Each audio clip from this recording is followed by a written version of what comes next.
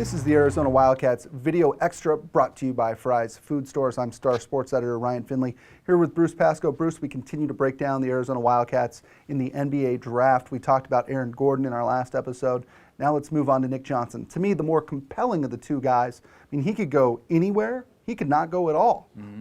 Where do you see him fitting, and what are you hearing as the draft nears? I kind of think he'll go high in the second round, excuse me, because I think he's the kind of guy, and maybe if he's lucky, maybe even get some guaranteed money out of it. But because I think he's the kind of guy that can make a team. He can help as a defender right out of the bat and play a little bit at either guard role, and maybe transition long term into a point guard. He seems to want to be one. He's not quite there yet. He didn't really have to play one, of course, at U of A with T.J. McConnell last year.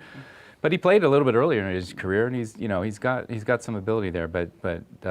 So I think somebody could take a chance on him. I don't know if you go with him in the first round and give him, you're talking a big difference there. You're talking about a minimum of 800-something thousand at the end of the first round. I don't know if he's worth that kind of investment for a team. But then again, at the same time last year, I think all of us were saying the same thing about Solomon Hill, and lo and behold, he went late in the first round and worked out pretty well for him. So you never know. He might sneak up there. Somebody might not be.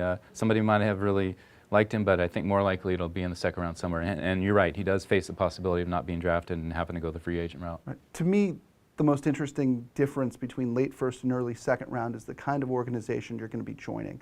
Would somebody like Nick Johnson fit in better on a good team where he'd just be asked to kind of clean up a little bit? Or would he appreciate the opportunity to go try to battle for a starting job on maybe a team like the Charlotte Hornets or Pelicans or somebody who needs that infusion of talent and maybe has an open starting job? Yeah, that's a good question. I think that I think he's so amenable, the kind of guy he is to just about anything. I think he'd be okay either way, but I have to think probably he'd be better off at a better team that could just use him in a spot here or there, and he'd have a chance to learn better. And he does need to learn. There's a long way for him to go as far as, again, if he wants to develop into a point guard or more of a scoring point guard down the line than he is now. And if he goes to that organization, he might have a chance. And the good thing about the NBA now is they have it built in. So many assistants, they can work with guys they really like. And again, if somebody invests in Nick high in the second round or even in the first, they're going to put some resources behind him, like Indiana has with Solomon Hill as well. This is the Arizona Wildcats video extra brought to you by Fry's Food Stores. Ryan Finley here with Bruce Pascoe. Bruce, when you talk about Nick Johnson, I mean, you talk about the measurables, you talk about some of the intangibles, Pac-12 Player of the Year. What does he still have to work on, and what skill set will make him a serviceable to good NBA basketball player? Yeah, I think a lot of it's just shooting, as you know. I mean, he was a really good clutch shooter here at U of A, and a real good, he was a guy you go to down the stretch, and they did, of course, many times, and usually paid off pretty well. Unfortunately, he ended his career on a tough note, but he hit a lot of key shots down the lane.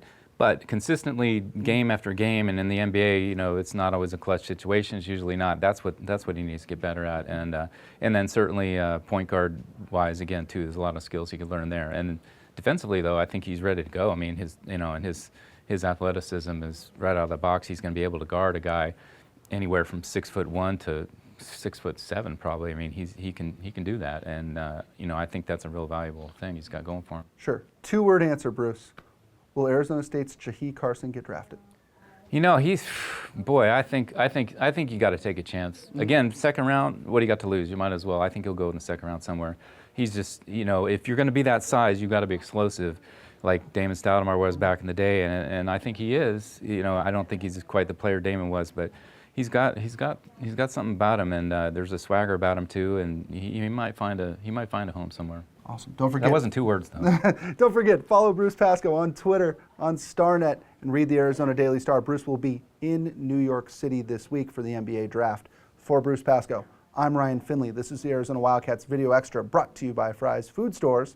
We'll see you next time. Try this matchup. Low prices and faster checkout. You can count on it at Fry's.